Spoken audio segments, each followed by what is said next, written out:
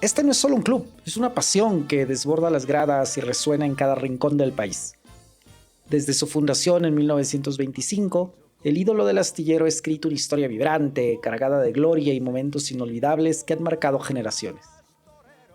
En este episodio nos sumergiremos en los capítulos más intensos de su legado, desde sus humildes inicios en un barrio guayaquileño hasta las épicas gestas que retumbaron en escenarios internacionales.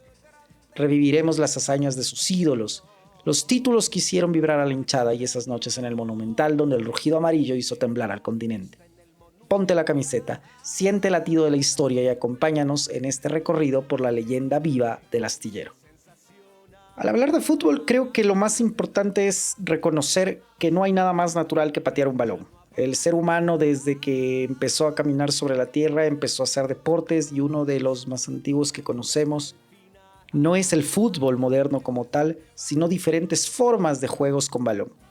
Los mayas jugaban uno alrededor del 500 a.C. que se llamaba Poctapoc. Los chinos también tenían el propio, el Cuju, alrededor del 300-200 a.C. También está el Kemari japonés, que se jugaba alrededor del 200-300 después de Cristo. El no muy conocido, pero no menos importante, Epískiros griego, y de este aprendieron los romanos para jugar uno llamado Arpastum. El antecesor más directo del fútbol moderno fue el fútbol medieval británico, conocido también como fútbol de carnaval porque se jugaba justamente en la festividad del carnaval. Y de este el Soul, un juego ancestral celta que se practicaba en Francia más o menos entre el siglo V a.C. y el siglo IX después de Cristo, un deporte que se jugó alrededor de 1500 años. Este deporte también se jugaba en las Islas Británicas, y estos dos, tanto el Soul francés, o el Soul celta mejor dicho, practicado en Francia, como el fútbol medieval británico, eran dos deportes conocidos por su extrema violencia. Eran deportes que se utilizaban tanto manos y pies, y de ahí viene el rugby y el fútbol. En 1845, en una ciudad que se llamaba Rugby, empieza a aparecer la primera idea de unificar las reglas del fútbol. Uno de los grandes problemas que siempre tuvo los deportes de balón es que, claro, como no existían entidades que marcaban o que organizaban las reglas de los deportes, lo que sucedía constantemente es que cada uno jugaba diferentes versiones del fútbol antiguo, del fútbol medieval y también del fútbol moderno, conforme a sus propias reglas. Era muy interesante porque antes de la unificación de las reglas del fútbol, cada equipo se reunía y antes de empezar el partido cuadraban las reglas. Imagínense que el día de hoy nos reuniéramos dos equipos distintos de fútbol y antes de comenzar el partido dijéramos, bueno, en este partido podemos utilizar las manos, en este partido hay offside, en este partido no hay fuera de lugar y cosas por el estilo, ¿verdad? Había una falta de claridad de las reglas unificadas. Es interesante también mencionar que estas reglas antiguas todavía se siguen jugando en 3 colegios en Inglaterra, en Eton, en Harrow y en Winchester, reglas que prácticamente ya han desaparecido. Es en 1848, en la Universidad de Cambridge, en donde dos estudiantes, Henry de Winton y John Charles Thrink, van a invitar a representantes de otras escuelas para crear el primer compendio de reglas. A estas primeras reuniones asisten las escuelas, o mejor dicho, representantes de las escuelas de Eton, de Harrow, de Winchester, de Shrewsbury y de Rugby. No se conocen las reglas a las que estos primeros estudiantes llegaron a un común acuerdo porque lastimosamente no hay copias documentadas de estas primeras reglas del fútbol. Sin embargo, sí tenemos unas copias de 1856, o sea, apenas 8 años después, pero se sospecha que las reglas que se tenían para ese entonces ya habían sufrido algunas modificaciones. En 1863, un señor llamado Ebenezer Cobb Morley, un tipo de 32 años, capitán del Barnes Football Club, que fue un club que él mismo fundó un año antes, escribe en un diario británico, el Bell's Life, sobre la necesidad de crear una asociación que unifique las reglas del fútbol. O sea, estuvo muy bien que estos primeros chicos en Cambridge se hayan reunido y hayan elaborado unas primeras reglas, pero Ebenezer era completamente consciente de que mientras no exista una especie de asociación que junte a los clubes más importantes del momento, o a los clubes que estaban participando de la escena del fútbol en ese momento, y unifiquen las reglas definitivas. Es así que los representantes de los clubes de Londres se van a reunir en una taberna, la Freemasons Tavern, en un 26 de octubre de 1863. Se van a reunir los clubes Barnes, Blackhead, Charterhouse, Perceval House, Kennington School, el War Office, Crystal Palace, el Blackhead Property School, The Crusaders, el Forest y el No Names Club. Este grupo de clubes van a fundar la Football Association, que es la primera asociación de fútbol del mundo, lo que hoy sería la asociación británica. Y como el problema, como ya dije hace un momento, era que cada uno jugaba con sus propias reglas y tenían que ponerse de acuerdo antes de empezar a jugar, deciden unificar las reglas del fútbol utilizando estas reglas de Cambridge de 1848. En un principio tienen 13 reglas y con estas reglas se van a separar definitivamente el rugby del fútbol. Y aquí es muy interesante mencionar algo. Hasta este momento el rugby y el fútbol eran dos deportes en muchos sentidos que no quedaba claro cuál era cuál. Habían unos clubes que favorecían el uso de los pies, habían otros clubes que favorecían el uso de las manos y por eso compartían hasta cierto punto reglas, a veces podían jugar entre ellos, pero desde más o menos 1845 empezaron a separarse definitivamente. Sin embargo, es en 1863 cuando cada uno de los deportes toma y adquiere tintes absolutamente independientes el uno del otro y empiezan a ir por vías distintas. Como es obvio, porque nosotros lo sabemos, el rugby premiando las manos y el fútbol premiando el uso de los pies. Con estas reglas unificadas se reúnen a las 2:15 de la tarde un 20 de noviembre de 1863 y se juega el primer partido de fútbol de la historia del fútbol moderno, ¿verdad? Sin embargo, no fueron equipos oficiales, fue un partido de prueba en el que ellos, claro, compitieron entre ellos para ver si es que funcionaban o no las reglas y con esto dieron un paso adelante. ¿Cambiarían alguna regla? Eso no se sabe. Pero lo que sí se sabe es que el primer partido oficial disputado con estas reglas modernas sucede entre el Barnes, el mismo equipo de Ebbenezer, del tipo que había impulsado este movimiento, y el Richmond. En este partido van a empatar 0-0 y lo juegan un 19 de diciembre de 1863. Este deporte va a adquirir una brutal popularidad. ¿Por qué? Porque no nos tenemos que olvidar primero que el Reino Unido es un país insular, es un país que desde el principio se dio cuenta que su futuro como imperio o su futuro como nación no estaba en el continente europeo, como podía ser el caso de Francia o el caso de Alemania, sino que su futuro estaba en el mar. Entonces, claro, al ser un país insular, ellos tenían muchísimos navegantes, unas redes comerciales impresionantes, y estos marinos, que son los primeros que empiezan a salir de las ciudades, son los que llevan el fútbol desde el Reino Unido hacia los distintos países, pues, de Europa. En España se pensaba hasta hace unos cuantos años que el primer partido de fútbol se dio en 1873. Los trabajadores británicos de las minas de Río Tinto en Huelva, Andalucía, quienes jugaron los primeros partidos de fútbol, pues, documentados.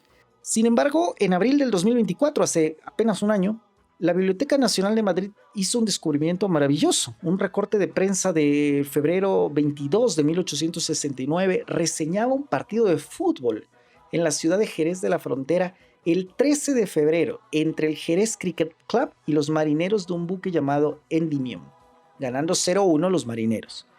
Y aquí quiero comentarles una cosa.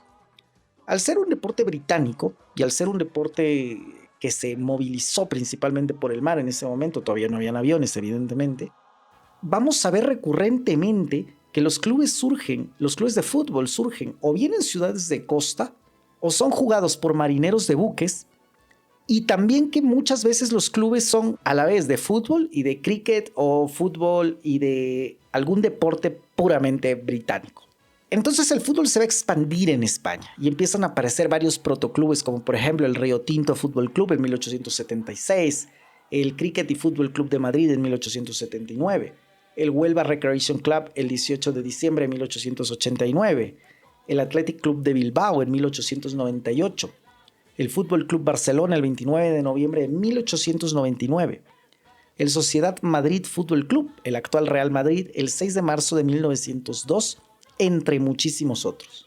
En este momento vemos que ya nació el Fútbol Club Barcelona, que va a ser, luego veremos por qué, cuándo, cómo y dónde, pero termina siendo la inspiración que produce al Barcelona de Guayaquil. Quizás desde España no se ha vivido esta relación, pero para el barcelonismo ecuatoriano, el Fútbol Club Barcelona es un club muy cercano, desde un punto de vista quizás sentimental o desde un punto de vista de admiración. En este punto creo que está de más decir también que Guayaquil es una ciudad costera y que la relación entre Barcelona y Guayaquil es una relación principalmente determinada por el comercio de cacao.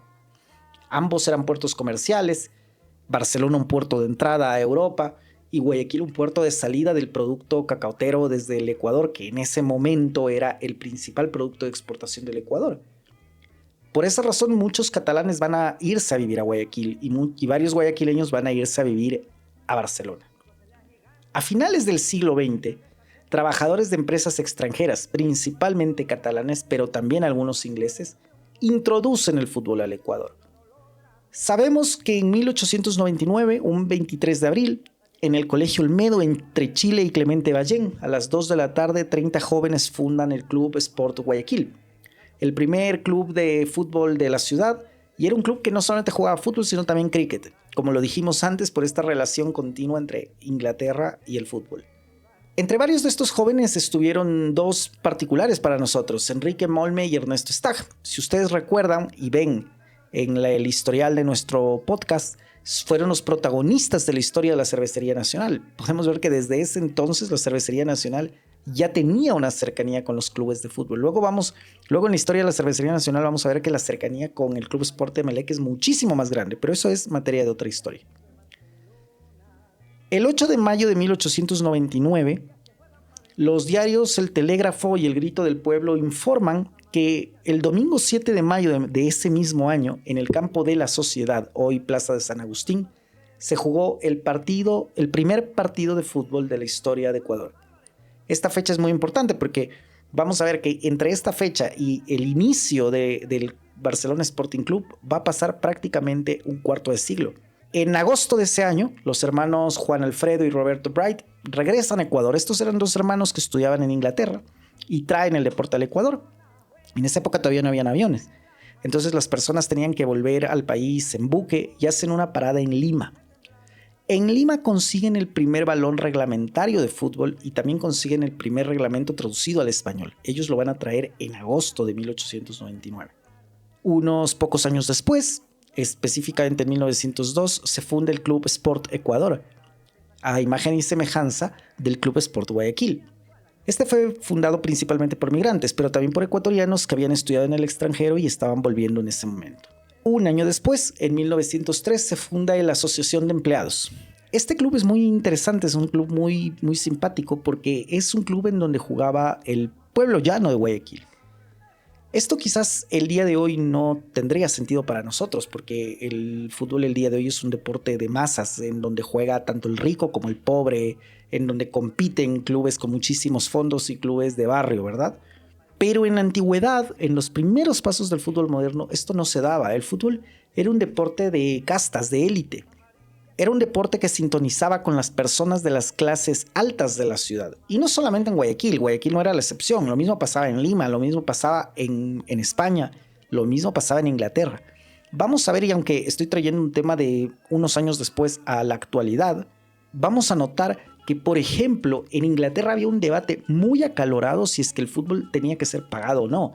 En un principio los clubes de fútbol son amateurs, o sea, son personas que tienen otros trabajos, principalmente estudiantes, y se dedican por una cuestión deportiva a jugar fútbol.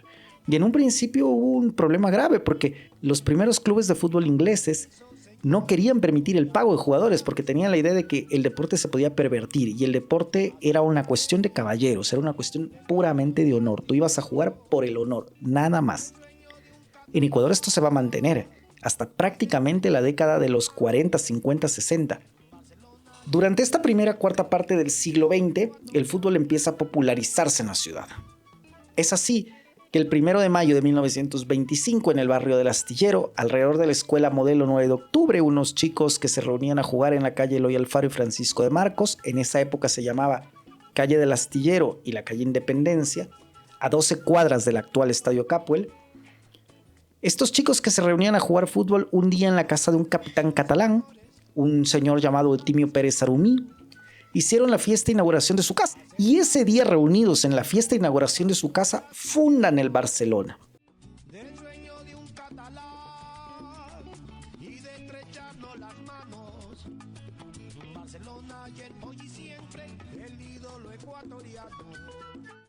Estuvieron presentes 31 personas. Y aquí es interesante contar una anécdota. ese día se votó por dos nombres. Era Barcelona Sporting Club o Deportivo Astillero. ¿Y por qué gana la primera opción? Por una simpleza. Ese día estuvieron más catalanes en la reunión que guayaquileños. Y los catalanes eran los que querían promocionar el nombre de Barcelona Sporting Club. Así que se impuso el nombre y así quedó. El primer presidente del club fue el ecuatoriano Carlos García Ríos, mientras que el presidente honorario fue el catalán Onofre Castells. El primer entrenador del equipo fue el mismo Eutimio Pérez, el mismo capitán catalán. Es decir, tanto el primer presidente honorario como el fundador y el primer director técnico son catalanes.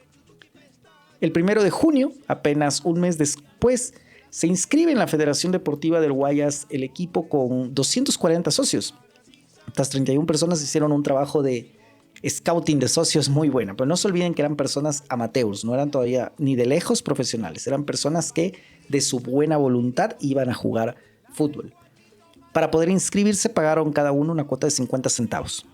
La Federación Ecuatoriana de Fútbol como tal todavía no se había fundado, pero la primera federación de este tipo de fútbol que se funda fue fundada el 30 de mayo de 1925, o sea, apenas 2 días antes de la inscripción del Barcelona Sporting Club. En ese momento se llamaba Federación Deportiva Nacional del Ecuador o Fedenador. Lo que hoy conocemos como FEF se funda en 1967, 40 años después prácticamente, y esta es una de las razones, o mejor dicho, es un reflejo del por qué el fútbol ecuatoriano maduró tan tarde. Mientras en estos mismos años ya estaban jugando en la primera Copa del Mundo, en Ecuador ni siquiera había una federación, no había nadie que esté de forma profesional jugando el deporte. Y esa es una de las razones por las que nosotros como ecuatorianos, al menos los que nacimos antes de este siglo, estamos tan acostumbrados a ver un Ecuador, una selección o unos equipos de fútbol perdedores siempre en los certámenes internacionales. Porque en Ecuador el desarrollo del deporte fue muy tardío, mucho más tardío que en el sur del continente. ¿Por qué se desarrolló primero en Argentina o en Uruguay? Es evidente, porque fueron los lugares que más migración europea recibió y justo de estos países futboleros como España, como Inglaterra, como Italia, que eran países en los que el deporte ya se había venido jugando décadas atrás. El primer partido de Barcelona Sporting Club lo va a jugar contra un club que se llamaba Venezuela, que era fundado por migrantes venezolanos, comerciantes que trabajaban en la ciudad. Y claro, ellos se habían juntado, formaron su cuadro y como amateurs que eran también, jugaron este primer partido y Barcelona lo gana 1-0. Es decir, el primer partido oficial del Barcelona Sporting Club lo empezó ganando. La primera camiseta del equipo era una camiseta negra con cuello y pantaloneta blanca. Por eso estos años que estamos celebrando el centenario del Barcelona, ustedes van a ver que se ha recreado esta vestimenta como un uniforme complementario. Durante estos primeros años, Barcelona va a jugar en el Estadio Municipal de Guayaquil, el actual Estadio Ramón Unamuno. Y en este estadio es donde se va a jugar también el primer clásico del Astillero, del cual luego vamos a hablar porque es parte fundamental de la historia del equipo. En 1926, un año después, van a cambiar el uniforme porque hay un problema enorme. Se estaba confundiendo con el uniforme de los árbitros. Así que decidieron utilizar el rojo y grana catalán por diseño de Alberto March y luego el amarillo y rojo en honor a la bandera de España. Y algunos van a preguntarse aquí, ¿por qué en honor a la bandera de España si es que Cataluña es una región que quiere ser independiente de España? Pero claro, el independentismo catalán es algo relativamente moderno, no es algo que estaba en estos momentos. Entonces, en aquella época, estos primeros catalanes que son parte del equipo, pues deciden que van a utilizar el rojo y el amarillo, que son los colores constitutivos de la bandera de España. Aunque no es parte de la historia de nuestro equipo, sí es importante mencionar también que el 28 de abril de 1929, es decir, 4 años después de la fundación del Barcelona, se funda el Club Sport Emelec. ¿Y por qué es importante? Creo que es obvio, ¿no? Muchas de las gestas de Barcelona se van a circunscribir también a la historia del Club Sport Emelec porque ambos son los dos equipos más importantes de la ciudad de Guayaquil. Otra cosa muy interesante es que a partir o más o menos hasta la década de 1940, Barcelona solo aceptaba jugadores nacionales o catalanes. Y solamente se organizaban campeonatos amateurs, por lo cual no jugaban fútbol profesional. Eran jugadores amateurs que, como ya he dicho en varias ocasiones, se reunían, tenían sus trabajos y se reunían para jugar fútbol. 3 años más tarde, el 22 de agosto de 1943, un día domingo, se da el primer partido Barcelona versus Emelec. En el Estadio Guayaquil, ganando Barcelona 4-3. El primer clásico del astillero lo ganó Barcelona. Y realmente esto, bueno, sí, lo contamos así, parece que no tuviera ninguna importancia, pero realmente fue un heroísmo, porque para esa época Emelec era un equipo muchísimo más consolidado, ya que Emelec tenía un brazo económico muy fuerte. Emelec era un club que venía naciendo de la empresa eléctrica con una cantidad importante de dinero, evidentemente no en los niveles de un club profesional, pero para ser un club amateur venía siendo fondeado de una forma muy importante. Entonces, el haberle ganado ese partido a Emelec fue uno de los motivos que empezó la fama de Barcelona, o que le dio fama de Barcelona en esta etapa muy primigenia, muy amateur del club. 3 años después, desde el año 1946, Barcelona deja de jugar en el Ramón Unamuno y empieza a jugar en el estadio George Capwell. Los hinchas más hinchas de Barcelona y los hinchas más hinchas de Emelec también saben perfectamente o conocen la historia de Barcelona jugando en el Capwell, y también, que luego vamos a comentarlo, la de Emelec jugando en el Monumental. Pero quizás a los hinchas más jóvenes o a las personas que son menos aficionadas al deporte les pueda llamar la atención que Barcelona jugó muchos años en el George Capwell. Y en el George Capwell inscribió muchas gestas importantes. Claro, el día de hoy son equipos muy rivales, pero la rivalidad no debe confundirse con enemistad. Más bien, eran equipos rivales, pero equipos amigos en muchos sentidos. Y luego les vamos a contar varias anécdotas sobre cómo Barcelona o cómo Emelec fueron solidarios con el otro equipo en el momento en el que el otro equipo necesitó de algún tipo de apoyo o de algún tipo de representación. Esto no quita la rivalidad. Y el 1 de septiembre del año 1948, un día miércoles, en el diario El Universo, se escribe un reportaje en donde un periodista bautiza al Barcelona Emelec como el clásico del astillero. Ese día se escribió lo siguiente: este partido, que es el clásico del astillero, será del mismo la confrontación de dos caras de las cartas más bravas del fútbol porteño. Ese día Emelec ganó el partido 3-0, es decir, el partido que le dio nombre al clásico del astillero lo ganó Emelec. El primer partido Barcelona-Emelec lo ganó Barcelona, pero el primero que dio nombre al clásico del astillero lo ganó Emelec 3-0. Un año después, el 31 de agosto de 1949, va a suceder quizás la primera gran gesta de Barcelona.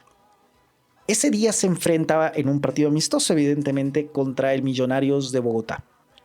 En ese equipo, en el Millonarios, jugaba en ese momento un tal Alfredo Di Stéfano.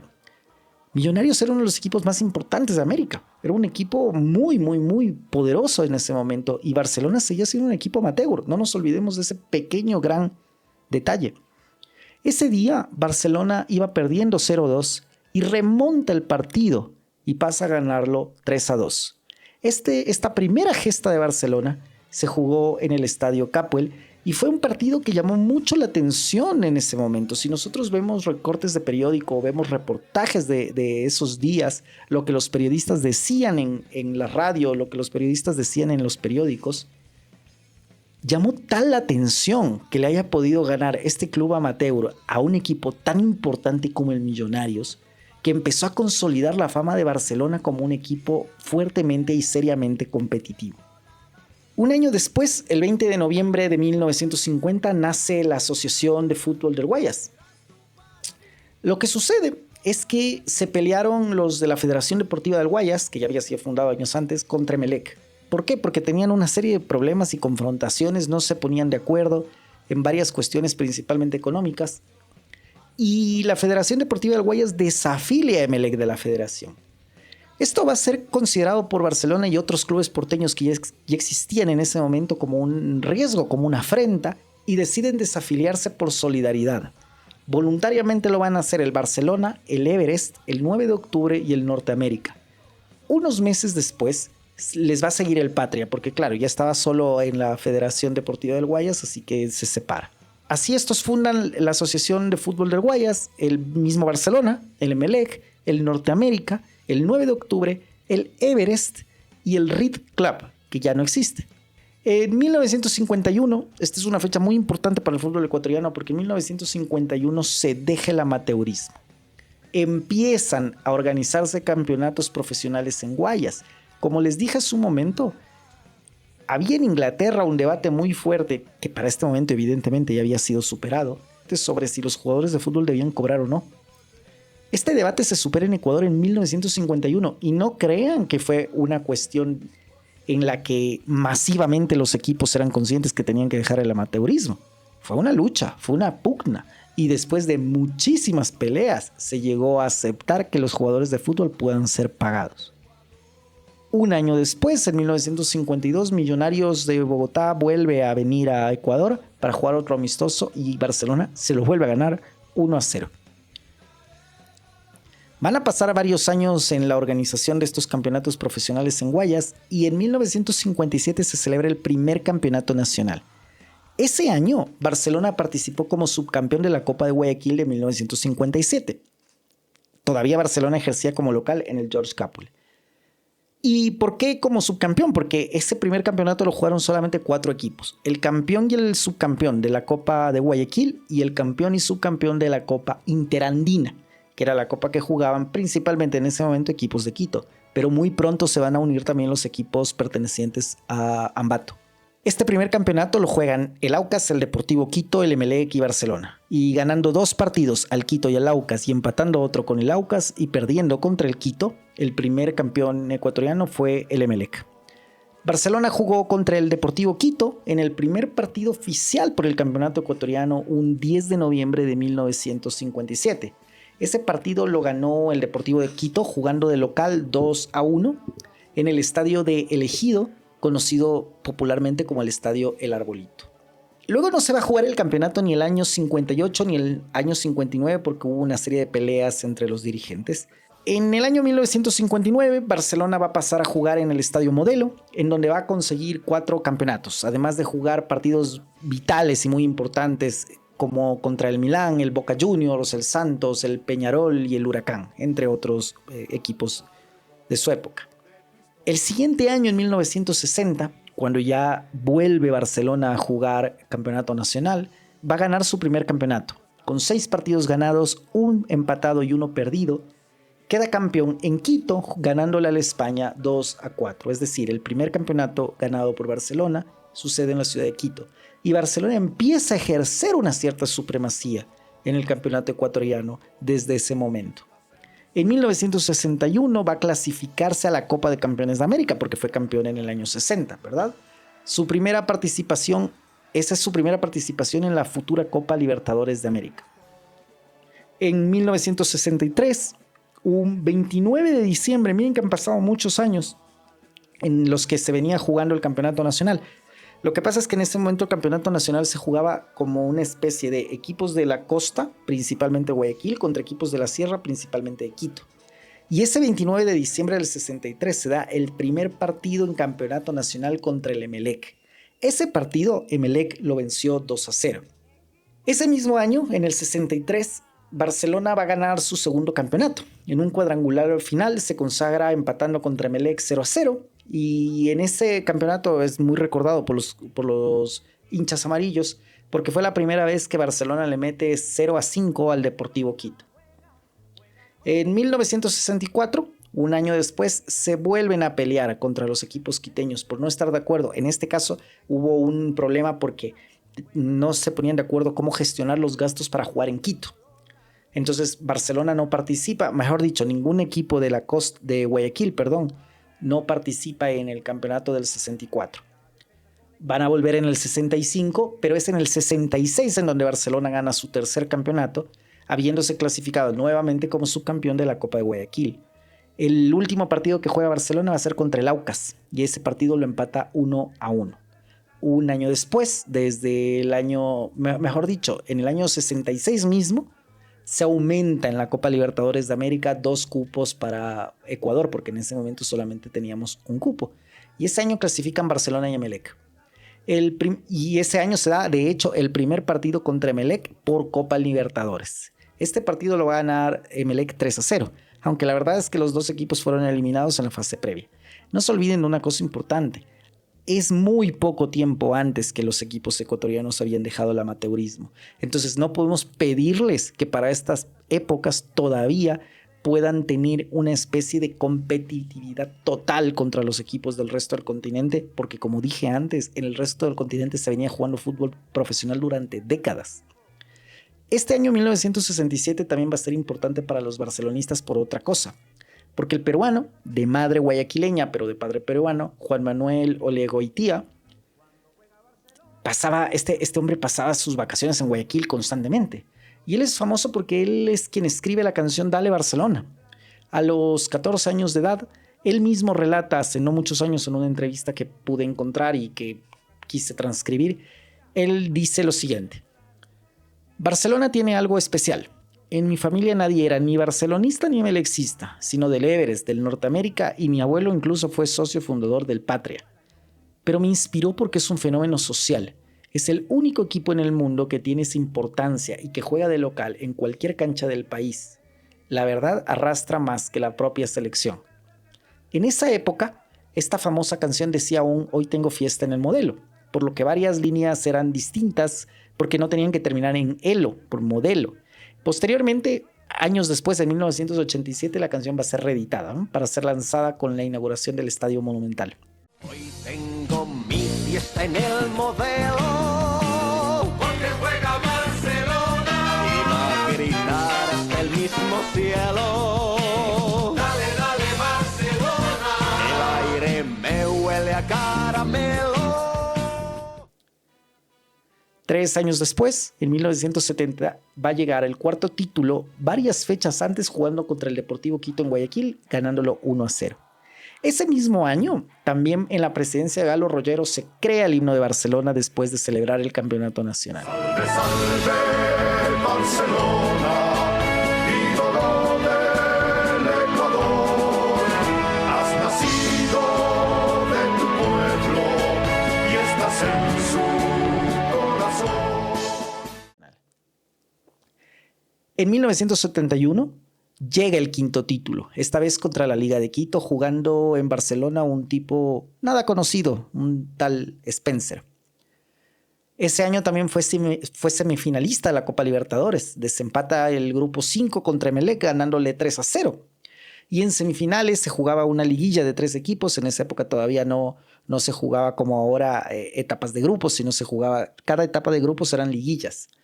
Es un año muy recordado porque ese año Barcelona le gana a Estudiantes de La Plata en lo que hoy conocemos como la Hazaña de La Plata, que fue un 29 de septiembre de ese 71.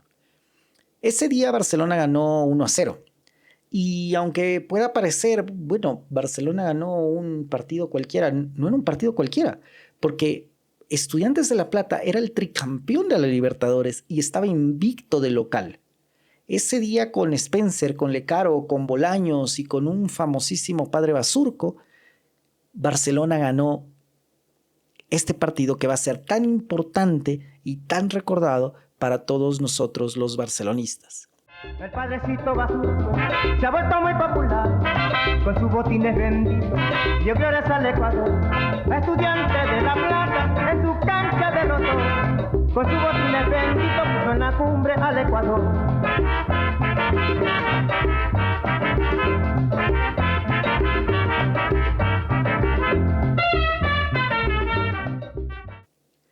Un año después, en 1972, por Libertadores, Barcelona vuelve a las semifinales y esta vez es eliminado por Independiente Avellaneda y Sao Paulo. Van a pasar varios años, exactamente 9 años, hasta que en 1980 Barcelona vuelve a ganar su 6º título, pero esta vez contra el Técnico Universitario en Machala.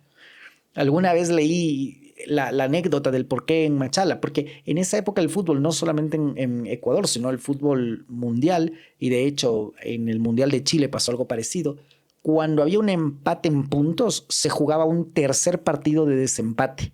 Entonces, igualaron en Ambato y en Guayaquil, y el desempate se dio en Machala. Ese día Barcelona gana 3-0, con gol de un señor llamado Víctor Efanor. Este gol es considerado por muchos como el mejor gol de la historia de Barcelona. Epanor ataca, Epanor en lindo servicio para Nieves, centro de Nieves, la pelota cruzándola, Belfort Parra ganó, la contiene, Escuriño, maravilloso para Tenorio, Tenorio por el centro, Callejón para Epanor, chilena, ¡gol!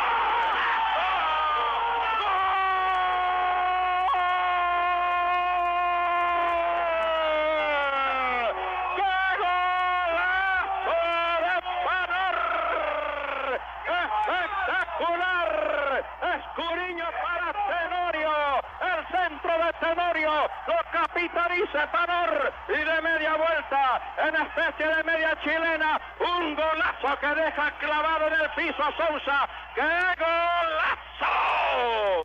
Ese mismo año, Emelec descendió a la Serie B. Un año después, en 1981, jugando contra el Nacional 1-0 en la fecha 4, Barcelona gana su 7º título, ganando las 2 etapas y el triangular final con 6 puntos en esa liguilla final. El domingo 20 de diciembre, en un amistoso en el Estadio Modelo, Barcelona le va a ganar un partido al Boca Juniors 3-2 con unos tipos llamados Maradona, Ruggeri y Gareca en cancha, remontando el partido y provocando un autogol de Boca en el minuto 90. Este es otro de los grandes partidos recordados por los hinchas de Barcelona. Van a pasar 4 años y en 1985 llega el 8º campeonato. En el octagonal final contra el Deportivo Quito le damos literalmente una paliza de 6-1 en la fecha 12 y ganamos el 8º campeonato nacional. En 1985, el 11 de octubre, también se pone la primera piedra del Estadio Monumental, porque para ese momento, esto no lo conté porque estoy tratando de resumir la historia de Barcelona en lo que dura este capítulo, pero de varios años antes ya venían viendo la necesidad de tener un estadio propio. Entonces, habían hecho una serie de gestiones con el municipio de Guayaquil, con la Presidencia de la República, para poder lanzar el proyecto del estadio, y con intervención de León Febres Cordero, se logró poner la primera piedra este 11 de octubre de 1985, justamente en unos terrenos que se encontraban al lado de la base, bueno, se encuentran hasta el día de hoy al lado de la base de la Infantería de Marina de San Eduardo en Guayaquil. Un año después, en 1986, se va a dar otro hito importante en la historia del fútbol ecuatoriano, porque es la primera vez que un ecuatoriano gana en Brasil, le gana a un equipo brasileño en Brasil. Lo saca al Baguí en el Maracaná 1-2 por Libertadores y lo deja eliminado. Ese año Barcelona también va a llegar a ser semifinalista de la Libertadores y es eliminado por River Plate y Argentinos Juniors en esa semifinal. No se olviden que en este momento todavía se seguía jugando las liguillas de semifinales. En 1987, en un cuadrangular contra el Filambanco, el Audaz Octubrino y el Deportivo Quito, Barcelona va a ganar su 9º campeonato. Además de que ese año también vuelve a llegar a las semifinales de la Libertadores. Para este momento Barcelona empieza ya a ser un equipo consolidado y vemos que año a año, bueno, ya ha ganado 9 campeonatos nacionales y año a año está llegando a semifinales de la Libertadores o está peleando Libertadores. Ese año llega a la semifinal de la Libertadores derrotándole al Olimpia 3-2 con un gol faltando 3 minutos. El 27 de diciembre de 1987 va a suceder otro hito también, porque se da la preinauguración del estadio del Barcelona Sporting Club. Ese fue su primer nombre, Estadio del Barcelona Sporting Club, jugando un amistoso contra el Peñarol, que ese año venía de ser campeón de la Copa Libertadores de América. Barcelona pierde este partido lastimosamente 1-3, pero lo que sí tenemos registrado es que el primer gol de Barcelona en el estadio del Barcelona Sporting Club lo va a meter el uruguayo Washington Aires a los 86 minutos, que fue el único gol de Barcelona en ese partido.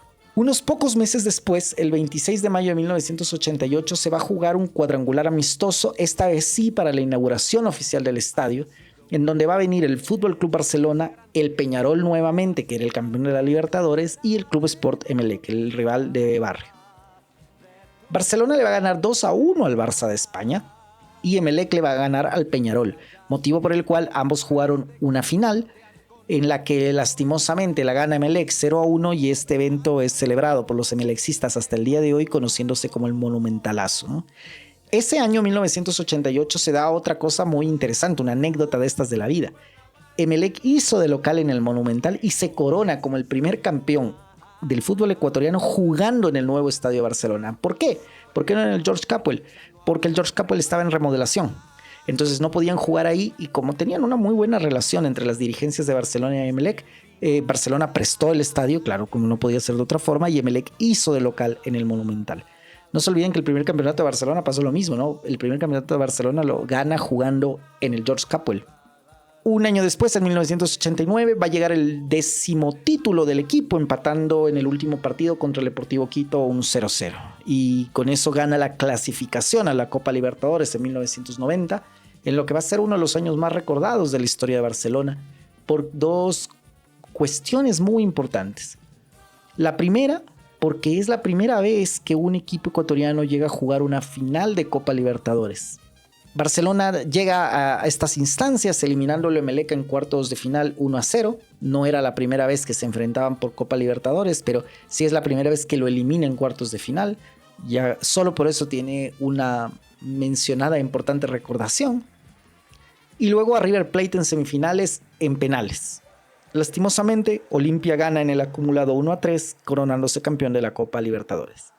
Ese 1990 también es importante porque cambia el nombre del estadio, deja de llamarse, mejor dicho, Estadio del Barcelona Sporting Club, a llamarse Estadio Monumental de Barcelona, que es el nombre con el cual todos nosotros conocemos a nuestro estadio, aunque después le volvieron a cambiar de nombre varias veces, para nosotros no nos importa, le seguimos diciendo Estadio Monumental de Barcelona y ya está.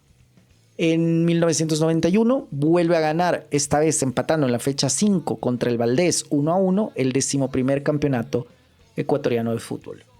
En 1992, Barcelona había clasificado a Copa Libertadores y en octavos de final elimina al Colo-Colo, que era el campeón reinante, que venía siendo el campeón el año pasado. Lo elimina 2-1. Luego, en semifinales, va a eliminar a Cerro Porteño en el Estadio La Hoya en Asunción, 2-2 en un partido recordadísimo, porque un partido de esos súper cerrados que en penales le va a ganar Barcelona 3-4 penales. Lastimosamente nos va a eliminar el Sao Paulo 2-3, que fue el campeón de ese año. Ese año también se cambia el nombre del estadio nuevamente, ahora de Estadio Monumental de Barcelona a Estadio Monumental Isidro Romero Carbo. En 1993, definiendo el subtítulo, le vamos a ganar al Nacional con 3 goles de Carlos Muñoz. ¿Por qué cuento esto? Porque claro, alguien puede decir, bueno, no nos has contado sobre subtítulos anteriormente. Lo que pasa es que este partido es muy importante también por los barcelonistas, porque 3 días después muere Carlos Muñoz en un accidente de tránsito, yendo, si no me equivoco, a la Vía La Costa, yéndose hacia Salinas. Yo recuerdo ese día, recuerdo haber visto en las noticias que Carlos Muñoz había muerto y era la noticia del momento, y fue una noticia de muy triste recordación en la mente de los barcelonistas hasta muchos años después. En 1995 le ganamos al Espoli 2-1, coronándonos con nuestro 12º campeonato. Ese año aparecieron jugadores muy importantes en Barcelona como Ceballos, Montanero, Uquillas, Alfaro Moreno, el Pepo Morales, jugadores de gran valía para el equipo. En 1997, ya jugando un famoso boliviano, el Diablito Echeverri, Barcelona gana su 13º campeonato en un hexagonal en el que realmente empatamos en puntos y en gol diferencia contra el Deportivo Quito, pero le ganamos por tener más goles a favor. El último partido de ese año fue justamente contra el Deportivo Quito, ganándole Barcelona 3-0. Un año después, en 1998, va a llegar otro año especial, la segunda final de Copa Libertadores de Barcelona, en donde eliminamos a Colo-Colo 3-4 en octavos de final, al Bolívar de La Paz 5-1 en cuartos de final y al Cerro Porteño nuevamente 2-2 en cancha y 3-4 en penales, y con mucha tristeza nos va a ganar el Vasco da Gama 1-4 en el global. Yo recuerdo muchísimo aquel día. Yo vivía en esa época en una ciudad en el norte de Ecuador, en la costa, y recuerdo haber estado sentado viendo este partido en la casa de un amigo con mi familia, y la tristeza de no poder ganarle al Vasco da Gama ese día fue algo que es difícil de contar, difícil de recordar, porque realmente nos entristecimos en ese momento. Al día siguiente quizás tuvimos una especie de orgullo porque, claro, éramos el único club ecuatoriano que había llegado a 2 finales de Libertadores, y en esa época, como les decía, les he dicho a lo largo de este capítulo, el fútbol ecuatoriano recién empezaba a madurar. O sea, yo no sé si ustedes son conscientes, pero para el año 98, para el Mundial del 98, de Francia 98, es la primera vez que Ecuador No es la primera vez que Ecuador queda cerca de clasificar, porque ya había quedado unos años antes, pero es la primera vez que se juega en el formato actual, todos contra todos, y Ecuador tuvo una pelea, hizo pelea. Entonces recién el fútbol ecuatoriano empezaba a madurar. No era todavía la época dorada que vamos a vivir después, que vamos a vivir el día de hoy.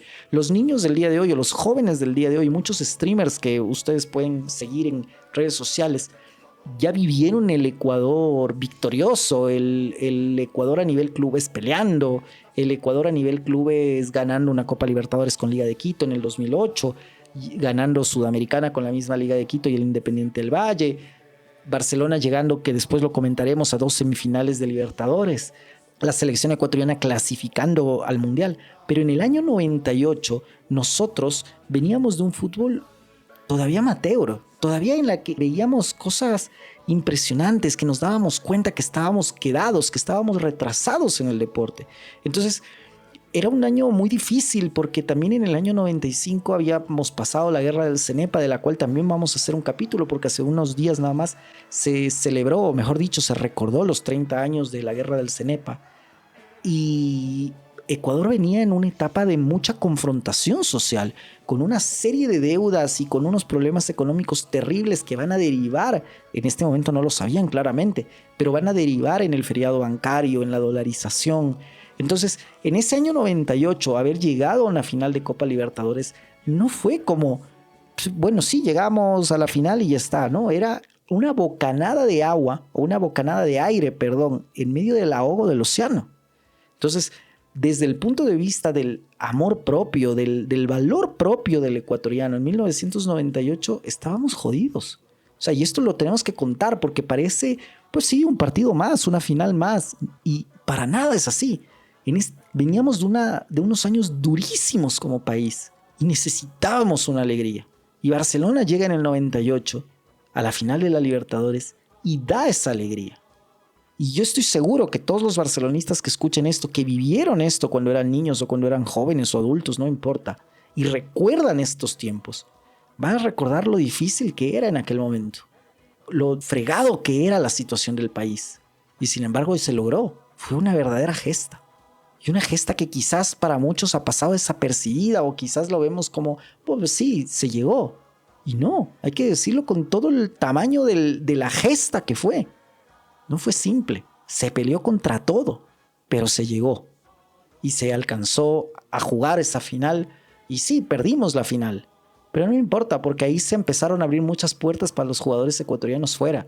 Y otras personas dirán, no, pero antes ya sabían, sí, claro, ya se habían abierto otras puertas, pero la llegada a Barcelona impulsa este momento. Por ejemplo, el Pipa de Ávila, que era el delantero de Barcelona, jugó por la selección Colombia en el Mundial del 98. Yo recuerdo también cuando era niño haber visto este partido que se jugó resto del mundo contra el resto de Europa, y el Pipa de Ávila metió uno de los goles de resto del mundo, que fue un partido amistoso, pero bellísimo, ¿no? Los mejores jugadores del mundo versus los mejores jugadores de Europa, un partido que a mí me encantaría volver a ver. De hecho, en el juego, en el Superstar Soccer Deluxe de Super Nintendo, tú podías coger la selección de América, la selección de Europa, la selección de Asia, que salió de esa idea de haber jugado este tipo de partidos de exhibición. Pero bueno, van a pasar varios años. En el 2008 sucede el siguiente hito. Se le vuelve a cambiar el nombre al estadio, deja de ser el Isidro Romero Carbo para ahora pasar a llamarse Estadio Monumental del Banco Pichincha. La verdad es que esto pasó desapercibido, porque para los hinchas nunca ha sido Estadio Banco Pichincha, siempre ha sido Estadio Monumental o incluso Isidro Romero Carbo. Van a pasar varios años y no es hasta el año 2012 cuando ya habíamos tenido 14 años de sequía, aunque no es tan cierto porque ya habíamos llegado a un par de finales del campeonato ecuatoriano que perdimos.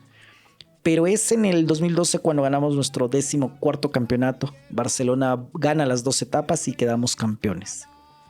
2 años después, imagínense, han pasado, desde que empezamos nuestra historia, ha pasado ya casi 80 años. Y es la primera vez que, bueno, no 80 años, 80 años de la historia de la fundación, pero más o menos 60 años desde el inicio del campeonato nacional. Y en el 2014 es la primera vez que Barcelona y Emelec se enfrentan en una final por campeonato nacional. Lastimosamente, el 11 de diciembre en el Estadio Monumental empatamos 1-1 y el 21 de diciembre en el George Capwell, Emelec nos gana 3-0 y queda campeón el Club Sport Emelec. En el año 2016, aunque ya se venía jugando y se venía haciendo la Noche Amarilla, empieza a tener la Noche Amarilla la relevancia que tiene el día de hoy, o sea, el show que es el día de hoy. Ese año también fue muy importante. Ese año llegó Ronaldinho a la Noche Amarilla y fue también muy importante porque ganamos nuestro 15º campeonato. De las 44 fechas, estuvimos primeros durante 41 fechas. Sacamos 99 puntos y una diferencia de gol de más 58 goles. Que si no me equivoco, y lo digo como pronto, es el récord nacional de diferencia de goles en el campeonato nacional hasta el día de hoy. En el año 2017 va a darse el siguiente hito. Barcelona vuelve a llegar a una semifinal de Copa Libertadores. Y aquí quiero hacer un acápite, porque muchas personas te van a decir, en el año 2016 Independiente del Valle también llegó a una final de Copa Libertadores. Que sí, que es verdad. Barcelona no llegó a la final en el 17, llegó a la final no llegó a una final, sino a una semifinal. Pero hay un detalle que se pasa pronto desapercibido. En esta edición del 2017, la Copa Libertadores de América cambió su formato y ya no se juega durante unos pocos meses, sino se juega a lo largo de todo un año, incrementando notablemente la dificultad del campeonato. ¿Por qué menciono esto? Porque justo en la mitad del año, en las ventanas de los mercados que se producen, los clubes brasileños que ya pasan de fase de grupos en Copa Libertadores van a empezar a hacer contrataciones preveyendo jugar final y jugar etapas importantes de la Copa Libertadores, ¿no? Aún así, en un grupo durísimo contra el Botafogo, el Estudiantes de La Plata y el Atlético Nacional de Medellín, pasa Barcelona. Nadie creía que iba a pasar Barcelona y sin embargo Barcelona logra pasar. Lo elimina al Palmeiras en octavos de final, al Santos en cuartos de final y lastimosamente nos elimina el Gremio de Porto Alegre en la semifinal en un partido en el cual yo fui y me acuerdo como ser el día de ayer porque lastimosamente yo para este momento vivía allá en Quito e hicimos un viaje con mi hermano y mi padre hasta Guayaquil. Se nos dañó el carro en Santo Domingo, llegamos tarde, bueno, pasamos las 1000 de Caín, pero logramos llegar al partido y lastimosamente ese día perdimos y Gremio nos eliminó. Van a pasar 3 años y Barcelona va a ganar en el año 2020 el 16º campeonato. Ese año ganamos la Liga de Quito en una final, en un global de 1-1, en penales 1-3 y además se le quitó al estadio de Liga de Quito el famoso invicto que tenía después de que Barcelona no había podido ganar en el estadio de la Liga de Quito. También es importante porque fue el año en el que la Liga de Quito, para que Barcelona no corra la vuelta olímpica, apagó las luces del estadio, ¿no? Una actitud absolutamente antideportiva, pero que tampoco sorprende a nadie. En el año 2021, Barcelona vuelve a llegar a una semifinal de la Libertadores y repite la gesta del 2017. Y nuevamente, es importante mencionarlo porque es la época en la cual la Libertadores ya se juega a año completo y ya no a un pedazo de años. Y si ustedes se dan cuenta, desde el 2017 en adelante, prácticamente siempre han sido o brasileños o argentinos los que han llegado a la final de la Libertadores, porque lastimosamente el formato de competición es súper más complejo que el que era antes. Pero bueno, en este 2021 Barcelona juega un grupo con Boca, con Santos y con The Strongest. Este año va a ser muy recordado también porque era el año en el que los periodistas argentinos decían que Barcelona iba a ser una papita frita y sin embargo Barcelona termina ganando, pasando de fase de grupos, lo elimina a Vélez en octavos de final, lo elimina a Fluminense en cuartos de final y lastimosamente el gran Flamengo, el Flamengo de esa época que era un equipo todopoderoso, nos elimina en las semifinales. Un año más tarde, aunque no es historia del Barcelona, pero sí de nuestro Estadio Monumental, se juega la final de la Copa Libertadores, la final única entre el Fluminense y el Atlético Paranaense, quedando Fluminense campeón en el Estadio Monumental de Guayaquil. Un año después, en el 2023, el equipo femenino gana la primera Superliga femenina, ganándole a Dragones IDB 0-3 en el Banco Guayaquil en Sangolquí, con doblete de Madeline Riera, quien con 235 goles es la goleadora histórica de la Superliga Femenina y una de las goleadoras históricas del Barcelona Sporting Club también. 2 años después, el 1 de febrero, es decir, hace 2 días, se jugó la Noche Amarilla por los 100 años del equipo. Y no tuvieron mejor idea, fue maravilloso porque los 100 años se los tenía que celebrar sí o sí contra el Club Sport Emelec, nuestro rival de barrio. Y en esta noche amarilla fue también especial porque en una noche amarilla en el 2023 habíamos ganado, Barcelona había ganado, Emelec nos ganó una en el 99 y había un empate también en una noche amarilla contra ellos, ¿no? Entonces en esta teníamos que ganar sí o sí. Se presentó Felipe Caicedo, jugó Carles Puyol como jugador invitado y fue un partido de verdad, como un clásico del astillero merece ser. Fue un tremendo partido, muy emocionante, en donde se sufrió, en donde hubo mucho roce, mucho pundonor. Y claro, también otra cosa importante fue que, segundo Alejandro Castillo, que es un jugador también importante de Barcelona, haya podido dirigir este encuentro. Al final lo ganamos 1-0, celebramos, disfrutamos, pero estamos ahora mismo en la fase preliminar esperando a el Nacional de Ecuador o el Blooming de Bolivia, quienes jugarán una fase previa en febrero para poder competir y seguir adelante en la Copa Libertadores de América. Pero qué cosa sensacional. Dale, dale, Barcelona. Sobre la cancha no habrá rival. Porque gana Barcelona. Y así culmina nuestro viaje por la vibrante historia del Barcelona de Guayaquil. Este no es solo un club, este es un estandarte de pasión que ha marcado Ecuador y ha sacudido el corazón del fútbol sudamericano.